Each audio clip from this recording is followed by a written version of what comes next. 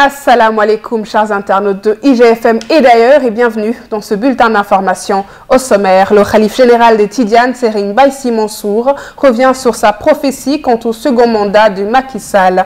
Le secrétaire général du Parti socialiste Ousmane Tanor Dieng tend la main aux socialistes exclus et tente la réunification. L'élève Saher Kébé en prison depuis 4 ans sans jugement menace d'entamer une grève de la faim pour se faire entendre. Voilà pour le sommaire. Dans quelques instants, le développement. Serigne Baye Sy Mansour, khalife général des Tidianes, a profité de la ziara annuelle pour revenir sur sa prophétie quant au second mandat du président Macky Sall. Il dit qu'il a été choisi par Dieu et appelle les opposants à accepter le décret divin. Serigne Baye Sy Mansour note que malgré les quelques remous politiques depuis la présidentielle, il n'y aura que la paix au Sénégal. Ousmane Tanor Dieng, le secrétaire général du Parti socialiste, tend la main à ses ex-camarades frondeurs. Profitant de la 12e session de son bureau politique, il appelle Khalifa Sall, Maître Aïssata Tall Sall, Barthélémy Diaz, Bamba Fall, Idrissa Diallo et Madiop Diop, ainsi que les autres à revenir dans le parti s'ils le désirent. Ils étaient 65 responsables à avoir été exclus le 30 décembre 2017 pour activité fractionniste et indiscipline.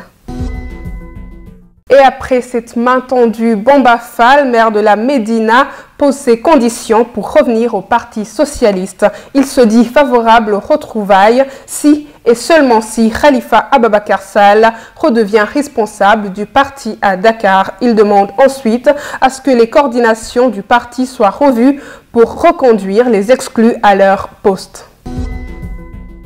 Incarcéré depuis 4 ans pour apologie du terrorisme, le jeune Saher Kébé menace d'observer une grève de la faim pour exiger l'ouverture de son procès. Sa famille plaide la clémence et demande sa libération au moment où le Forum du justiciable dénonce une détention arbitraire. Le président du Forum, Babacar Ba, au micro de la radio Futur Média, invite le juge à prendre ses responsabilités pour libérer Saher Kébé. Pour rappel, l'élève s'apprêtait à passer son bac lorsqu'il a fait un post sur sa page Facebook à l'endroit de l'ambassade des États-Unis après l'affaire Charlie Hebdo, un post qui lui vaudra une détention depuis 2015 et sans jugement.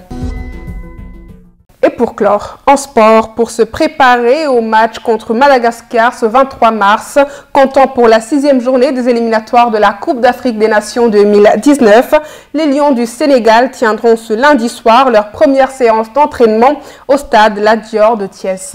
Une première séance à laquelle ne participeront pas certains joueurs ayant compéti le dimanche. Notons que le seul enjeu de cette rencontre est la première place, le Sénégal et le Madagascar ayant tous les deux obtenu leur ticket pour l'Égypte. Merci chers internautes d'avoir suivi ce bulletin d'information. Rendez-vous demain sur www.igfm.sn. Yen de len ak jàmm.